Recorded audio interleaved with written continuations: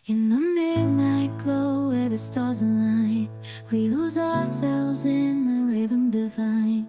Underneath the sky painted with dreams, we're chasing the echoes of silent screams. Caught in the spell of the cosmic night, where fantasies bloom in the pale moonlight. We'll let go of all that we know and dance in the stardust's gentle flow.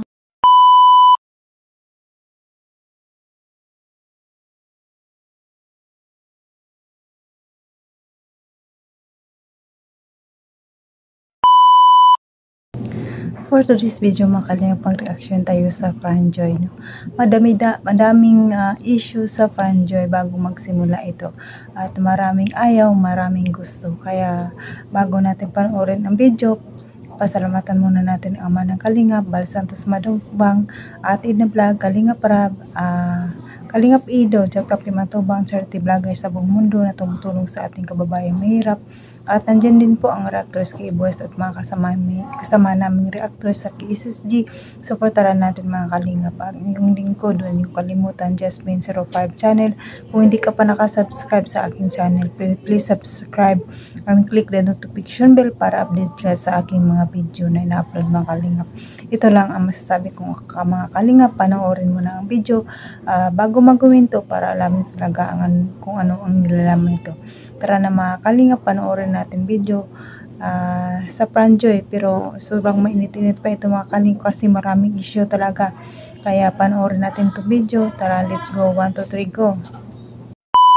Nanay Imelda, alam ba ninyo ang mga pangyayari? Inuulit-ulit ko po. Si Nanay Imelda po ngayon ay stress na naman at naiyak.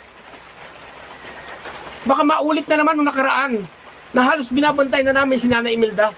Baka kung anong isipin sa kanyang sarili. Baka kung anong gawin sa kanyang sarili. Yun lang naman ang iniisip ni Nanay Imelda eh. Kayong mga nambabas kay Nanay Imelda, naiisip pa ninyo yun? Magulang po kayo. Pinangangalagaan lamang po ni Nanay Imelda ang kanyang anak na si Joy Diwata. May karapatan po siyang magsalita. Mga kababayan, hindi po yan fake account. Mismo pong si Nanay Imelda ang nag-comment dyan doon sa isang taong nakalive niyo isang araw na hindi nga po binasa. Tapos kumalat na yan ay ang mga fake account. Si Nanay Imelda po yan mismo. Ako po magsasabi. Dahil kaya ko po sinasabi ito, may basbas sa akin. Tapos ibinas ninyo ang tao na hindi nyo alam ang pinagdadaanan sa ngayon na naman. Tsaka nung nakaraan, hindi ninyo alam kung anong nangyari kay Nanay Imelda dito sa mag-ina. Kay Bunso. Hindi ninyo alam eh. Dahil lang doon sa pag-comment ni Nanay Imelda, binas ninyo. Dahil gusto niyo masunod ang inyo. Sasabihin ninyo may nag-uutos kay Nanay Imelda. Ni sino man walang nag-uutos kay Nanay Imelda na mag-comment doon na gano'n ang sasabihin. Wala po. Walang nag-uutos kay Nanay Imelda. Saloobin po yun ni Nanay Imelda. Galing sa kanyang puso. Maraming nalulungkot ngayon. Marami ang I don't know kung hindi ko alam sasabihin ko. Gusto ko lang pong magpasalamat. Franjoy, grabe kayo Franjoy. Ano man ang mangyari, Franjoy pa rin kami. Alam mo yung parang feeling ko nagpi-people power kayo para sa Franjoy. Grabe. Kayo na po mismo ang gumagawa ng paraan para mag-ingay, grabe. Lalo na sa mga Joy Natics. Mahal na mahal nyo si Joy. Ramdam ko yung pagmamahal nyo kay Joy. Kung ano po ang pinaparamdam nyo sa mga bata, yan po yung magiging sandalan nila. Lalo na kay Joy. Kumbaga, para sa pangarap ng bata. Yeah, may Franjoy man po o wala, huwag niyong papabayaan si Joy. Suportahan nyo siya. Ako naman po bahala kay Fran. Grabe po kayo. Natatouch nga po ako. Nararamdaman ko ganito pala dito. Grabe yung attachment ninyo. Na-overwhelm ako. Hindi ko na-expect. Basta sasabihin ko sa inyo, kung ano pong nabuo ninyo, meron man o wala, huwag nyo pong iiwan, lalo-lalo na si Joy. Malaking bagay po ang inyong support at pagmamahal sa mga angel sa kanila. Basta ako po nandyan lang to, sumuport sa mga event ng Kalingap. Ako po bahala magpasaya sa inyo. isang mahigpit na yakap po sa inyong lahat. Sarap pala, alam niyo po, wala akong partner. Kaya ang sarap sa feeling ng nakakaramdam ng pagmamahal sa ibang tao. Nagigets ko po lahat ng mga nararamdaman ninyo. Yeah, support all Kalingap Love Team. Malaking bagay po ang pag-support sa lahat ng love team nila. Kasi malaking bagay po yun sa mga support and tulong, kasi malaki yun para sa pang-araw-araw nila, sa school nila, whatsoever. Mahal namin yung Franjoy. Kung mahal nyo po sila, mas lalo na po ako. Mahal na mahal namin ang Franjoy. Alam nyo po, pag sinasabi ninyo yun, parang grabe talaga ang attachment ninyo, no? Parang affected. Ano kayo? Anong tawag dito? Sobrang invested kayo. Siguro dahil may mga pinagdadaanan kayo, napapasaya kayo ng grabe.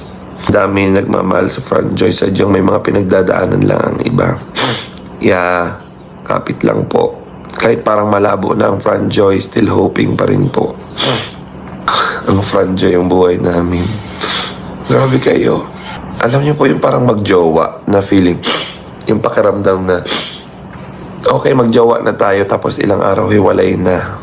Nakakasad po yung ganun. Ano pa yung pakiramdam na apektado kayo dahil na broken hearted? Tapos ngayon parang kayong gustong gumamot ng pagka-broken hearted ninyo dahil kay Fran. Mag-uusap po kami ni Rob pag may time. Huwag nyo naman isisisa. Bakit ko daw pinakilala? Wala naman po akong tension. Pinakilala ko lang po sa ano. Hindi ko alam po ganyan mangyari. Kaya mag-uusap kami ni Rob. Huwag kayo mag-alala. Si Fran po ay nasa school. So, ayan mga kalingap, napanood na nyo naman ang video. Sobrang lungkot, pero ngayon natuwa tayong araw na to kasi may Franjoy. Pero to be continue pa, pero abangan na lang natin, pero nandyan na no? Kaya pasalamat tayo kay Kalingap Rob, kaya natuloy ang Franjoy kasi marami talagang issue guys. Pero sabi naman ni Sir Alvin, may Franjoy o wala, support pa rin tayo kay Joy. Hanggang makatapos si Joy, support natin. At marami ang natuwa ngayon kasi natuloy talaga ang Franjoy, di ba?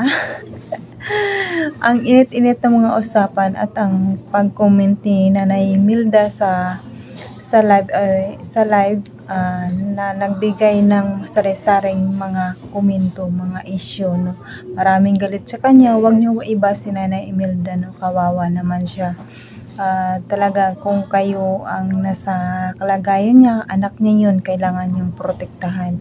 Kasi siyempre maintinit pa yung issue dati, kaya parang medyo natakot na siya sa ano man mangyari. Sana itong Franjoy na to, wala mang mangyari sa kay Joy, walang iwanan, no.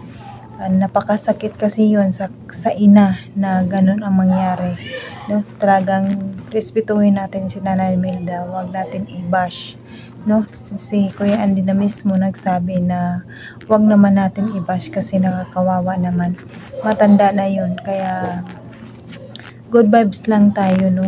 Wag natin i-bash ang nanay ni Joy kasi kawawa talaga siya, no. Dito na tayo kasi nagkaroon din ng Franjoy, kaya sobrang tuwa natin lahat. Kumpleto ang araw natin, wala na sigurong haka-haka. Sana wala nang issue na magkaroon pa ng awayan, no? Wag tayo magkagulo guys, mag good vibes lang tayo, mag-abang tayo kung ano ang i-upload ni Kalingap Rob kasi matutupad naman yan, no. No bashing kasi masakit din sa part natin na ibabash tayo. Kagaya na kay Nanay Imelda, masakit yun. Kasi anak niya yun, iintindihin natin. Kung ikaw ay isang ina, protektahan mo talaga ang anak mo, no? Kasi wala naman silang hangad kundi makatapos si Joy. Kaya salamat na lang na may Franjoy na. Kaya iwasan na natin ang mga issue. Siguro tapos na, nagwagi na ang Franjoy. Masaya na ang supporters ng Franjoy, mga Joy natik dyan, no.